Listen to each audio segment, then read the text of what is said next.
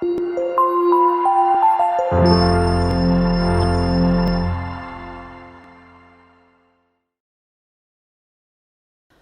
And welcome back to Flabo education. आज हम जिस टॉपिक के बारे में बात करने वाले हैं वो है स्ट्रैटेजिक एनालिसिस, जिससे कि नाम से समझ में आ रहा है स्ट्रैटेजीज जिनको हम इम्प्लीमेंट करते हैं और फिर उसका एनालिसिस निकालते हैं। लेकिन ये दो शब्द सुनने में जितने ही आसान हैं उसके इतने ही लंबे प्रोसीजर्स। आज हम उन्हीं प्रोसीजर्स को पार्ट वाइज पार्ट समझेंगे। स्ट्रैटेजिक एनालिसिस होता क्या है? स्ट्रैटेजिक एनालिसिस वो स्ट्रैटेजीज इम्प्लीमेंट करते हैं हम अपनी कंपनीज में, बिजनेसेस में, जिनमें हम इंटरनल और एक्सटर्नल फैक्टर्स को इवैल्यूएट करते हैं। इवैल्यूएशन मतलब कौन सी वो चीज़ें हैं जो हमारे बिजनेस को, हमारे कंपनी के प्रॉफिट्स को इफेक्ट कर सकती हैं। एक्सटर्नल फैक्टर्स वो फैक्टर्स होते हैं जिन पे हमारा इतना कंट्रोल नहीं होता, लेकिन वो हमारे बिजनेस को बहुत ज़्यादा इम्पैक्ट करते हैं। इंटरनल फैक्टर्स वो फैक्टर्स होते हैं जो कंपनी के अंदर मौजूद रहकर कंपनी के प्रॉफिट्स और बिजनेस एक्टिविटीज़ को अफेक्ट करते हैं। एक्सटर्नल फैक्टर्स की अगर हम बात करें, चाहे वो पॉलिटिकल फैक्टर्स हो, चाहे वो इकोनॉमिकल फैक्टर्स हो, और ऐसे बहुत सारी चीज़ें हैं जो कंपनी को डायरेक्टली अफेक्ट करती हैं, जिनकी वजह से उनकी कॉस्ट वैल्यूज में डिफरेंस आता है, प्रॉफिट मार्जिन में डिफरेंस आता है, कस्टमर रीच में डिफरेंस आता है। तो ये सारे होते हैं हमारे एक्सटर्नल फैक्टर्स। स्ट्रैटेजिक एनालिसिस दो हिस्सों में बटी है, इंटरनल एंड एक्सटर्नल। एक्सटर्नल में अगर हम बात करें तो आता है पेस्ट एनालिसिस और पोर्टर्स अप्रोच। इन दो अप्रोचेस और एनालिसिस के बारे में हम इस वीडियो में समझेंगे।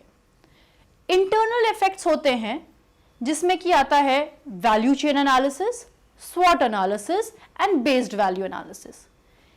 इन इंटरनल फैक्टर्स को हम अपने आने वाली वीडियोस में समझेंगे। स्टार्ट करते हैं एक्सटर्नल अप्रोचेस से, जो कि है paste analysis. Paste, PEST, political, economical, social, technological. अब आपको पता होगा कि ये सारी चीजें हमारे डायरेक्ट कंट्रोल में नहीं है, इसीलिए हम इसे कहते हैं external factors. First, political factors. Government जो कि इंप्लीमेंट होती है हमारी कंट्री में 5 सालों में या री इलेक्शन के बाद या किसी भी टाइम पे जब वो एक्शन में आती है, वो बहुत सारी पॉलिसीज इंप्लीमेंट करती है, चाहे वो वेजेस को लेकर हो, इंपोर्ट एक्सपोर्ट को लेकर हो, ट्रेड पॉलिसीज को लेकर हो, वेज रेट्स को लेकर हो। इन सभी पॉलिसीज का हमारी कंपनी पे, हमारे बिजनेस पे डायरेक्टली इफेक्ट होता है। आप सोचिए, फॉर एग्जांपल, अगर हम अपना प्रॉफिट मार्जिन 10% या 20% का रखते हैं, जिसमें से हमारा ट्रेड पॉलिसी के तहत 2.3% हमें एज अ टैक्स देना पड़ता है। अगर कोई गवर्नमेंट री इलेक्ट होके आती है और अपनी पॉलिसीज के परसेंटेज में चेंज करती है, तो जाहिर सी बात है कि हमारे प्रॉफिट मार्जिन पे इफेक्ट आएगा। अब वो फैक्टर हमारे कंट्रोल में नहीं है, इसलिए इसे हम कहते हैं पॉलिटिकल एक्सटर्नल इफेक्ट। सेकेंड है इकोनॉमिकल एनालिसिस। अब शब्द से समझ में आ रहा है इकोनॉमी।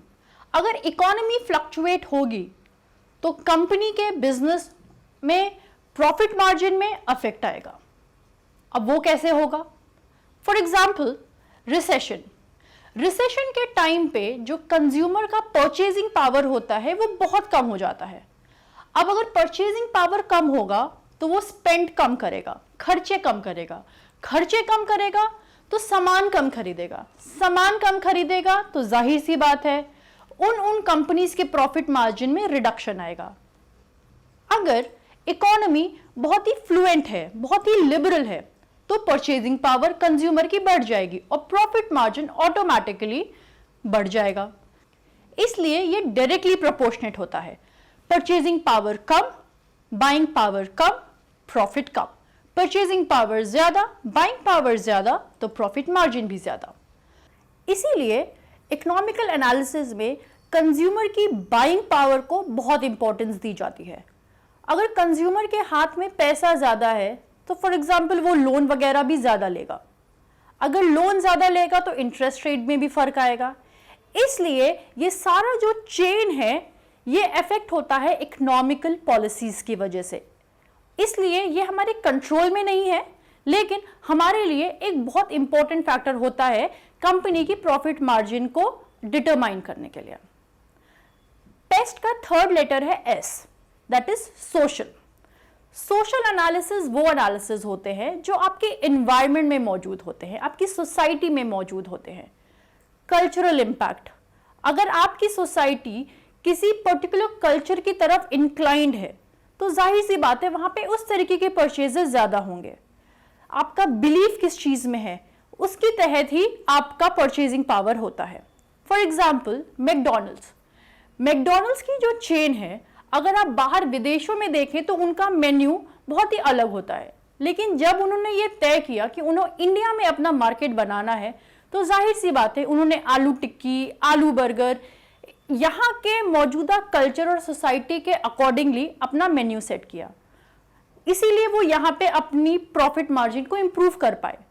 अगर विदेशों के तरीके से यहाँ पे वो बीफ या ज़्यादा से ज़्यादा नॉन मीट का उपयोग करते अपने मेन्यू में तो मुझे नहीं लगता कि मैकडॉनल्ड्स यहाँ पे चल पाता। पेस्ट का चौथा लेटर है टी, टेक्नोलॉजिकल एनालिसिस। आप अच्छे से जानते होंगे कि टेक्नोलॉजी एक ऐसी चीज है जो आए दिन अपडेट होती रहती है, आए दिन उसमें बदलाव आते रहते हैं। तो एज अ कंपनी आपको नहीं लगता कि ये एक पॉलिसी होनी चाहिए कि हम अपने आईटी डिपार्टमेंट को या कंप्यूटर या टेक्नोलॉजी से रिलेटेड जो भी स्ट्रीम है हमारा, हम उसे कंप्लीटली अपडेटेड रखें? अगर हमने ऐसा नहीं किया तो जाहिर सी बात है हमारी प्रॉफिट मार्जिन इससे डायरेक्टली इंपैक्ट होगी। अगर आप अपडेटेड नहीं हैं, अगर आप मॉडर्न नहीं हैं, अगर आप नई से नई सुविधाएं प्रोवाइड नहीं कर रहे हैं अपने कंज्यूमर एंड को, तो आपका जो प्रॉफिट मार्जिन है या आपका जो ब्रांड है, आपका जो रेपुटेशन है, वो डे बाय डे फॉल होता जाएगा। ये वो 4 फैक्टर्स हैं जो कि बहुत इंपॉर्टेंट हैं एज एन एक्सटर्नल फैक्टर्स, जो कि आपकी कंपनी के प्रॉफिट मार्जिन को इंपैक्ट करते हैं। अब हम बात करेंगे अपने दूसरी एनालिसिस की, that is Porter's analysis. Michael Porter ने ये थ्योरी डेवलप की एक सिचुएशन को देखते हुए जहाँ पे बहुत सारे बिजनेसेस, चाहे वो सेम कैटेगरी के हो चाहे वो अलग अलग कैटेगरी के हो, एक सेंस ऑफ कॉम्पिटिटिवनेस होती है उनमें। उसी कॉम्पिटिटिवनेस को डिफाइन करने के लिए इन्होंने ये 5 मॉडल थ्योरी अप्लाई की। 5 फोर्सेस थ्योरी एक 5 पिलर्स पे है। फर्स्ट, थ्रेट ऑफ न्यू एंट्रेंट, जहां पे अगर आपकी कॉस्ट वैल्यू जो होती है, कैपिटल वैल्यू जो होती है, वो जितनी कम होगी, चांसेस ऑफ न्यू एंट्रेंट उतने ही ज्यादा होंगे। एक स्टैब्लिश्ड बिजनेस को न्यू एंट्रेंट से इतना खतरा नहीं होता है, लेकिन जो कि ग्रोइंग स्टेज पे है अपने कंपटीशन में या ग्रोइंग स्टेज में है अपने डेवलपमेंट के, उनको इस न्यू एंट्रेंट से बहुत ज्यादा थ्रेट होता है, क्योंकि वो लेसर कैपिटल से ज्यादा अमाउंट में न्यू एंट्रेंट्स आपके मार्केट में आएंगे एंड स्लोली वो आपके मार्केट को कैप्चर कर सकते हैं। तो इसको उन्होंने डिफाइन किया है थ्रेट ऑफ न्यू एंट्रेंट की कैटेगरी में। सेकंड में आता है आपका थ्रेट ऑफ सब्स्टिट्यूट प्रोडक्ट। आपको नाम से समझ में आ रहा होगा, किसी भी एक चीज का अगर सब्स्टिट्यूट आपको कम दाम में मिल जाएगा तो एज अ कंज्यूमर आप उस तरफ ज्यादा खिंचाव में रखेंगे। एज अ कंज्यूमर आप क्या चाहेंगे कि आपको अच्छे से अच्छी क्वालिटी कम से कम प्राइस में मिले, और ये जो कंपनी सब्स्टिट्यूट प्रोडक्ट्स प्रोवाइड करते हैं वो इस चीज को बहुत ज्यादा मद्देनजर रखते हैं और धीरे ग्रेजुअली वो एक स्टैब्लिश्ड मार्केट को अपने अंदर कैप्चर कर लेते हैं। थर्ड है आपका बार्गेनिंग पावर ऑफ बायर। ऐसा कोई इंसान नहीं होगा जो मार्केट में जाके किसी सामान को खरीदने के बाद और पैसे देने से पहले बार्गेन ना करता हो।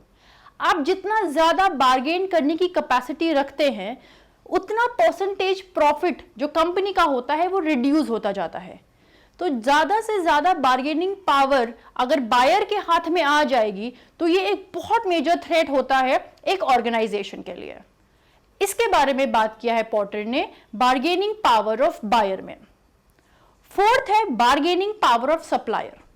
सप्लायर वो होते हैं जो मार्केट में सामान प्रोवाइड करते हैं या कंपनीज को सामान प्रोवाइड करते हैं, चाहे वो एज अ मैन्युफैक्चरर हो, इसलिए अगर उनके पास ज्यादा पावर होगी तो वो बहुत आसानी से थ्रेटन कर सकते हैं हमारी कंपनीज को कि अगर तुमने प्राइस इंक्रीज नहीं किया तो हम क्वालिटी रिड्यूस कर देंगे। यहां पे जो भी ऑर्गेनाइजेशन के टॉप मैनेजमेंट के लोग होते हैं उनका बहुत इंपॉर्टेंट रोल होता है इस चीज को मैनिपुलेट करने के लिए, ताकि वो अपने प्रॉफिट मार्जिन को इंप्रूव कर सके। ये एक बहुत ही इंपॉर्टेंट कैटेगरी है अपनी कॉस्ट कंट्रोल के लिए। लास्ट में आता है आपका इंडस्ट्री राइवलरी। इंडस्ट्री राइवलरी हो चाहे आपका कंपटीशन की राइवलरी हो, हर वो फैक्टर जो आपके कॉस्ट को, आपकी प्रॉफिट मार्जिन को, आपके मार्केट को, आपके कैपिटल को, आपके कॉस्ट ऑफ प्रोडक्शन को इन्फ्लुएंस करता है, हर वो चीज इस इंडस्ट्री राइवलरी के तहत आती है। लेकिन पोर्टर ने एक ये बहुत इंपॉर्टेंट चीज बताई है कि अगर आप अपने कंज्यूमर को अच्छे से अच्छी क्वालिटी कम से कम दामों में प्रोवाइड करेंगे तो आपका मार्केट कोई भी कैप्चर नहीं कर सकता है। आज हमने बात की है एक्सटर्नल एनवायरनमेंट में, जिसमें हमने पेस्ट एनालिसिस और माइकल पोर्टर की 5 फोर्सेस मॉडल को समझा। अगली वीडियो में हम समझेंगे इंटरनल फैक्टर्स को। आपको इन दोनों ही एनालिसिस में अगर कोई भी चीज और जाननी है या समझनी है तो आप आराम से वो अपने क्वेश्चंस को, अपने पॉइंट्स को कमेंट सेक्शन में हमें बता सकते हैं। अगर आपको ये वीडियो अच्छी लगी हो तो इसको लाइक और शेयर करना मत भूलिएगा, और अगर आपने इस चैनल को अभी तक सब्सक्राइब नहीं किया है तो प्लीज सब्सक्राइब। इस वीडियो को देखने के लिए थैंक यू वेरी मच। नमस्ते।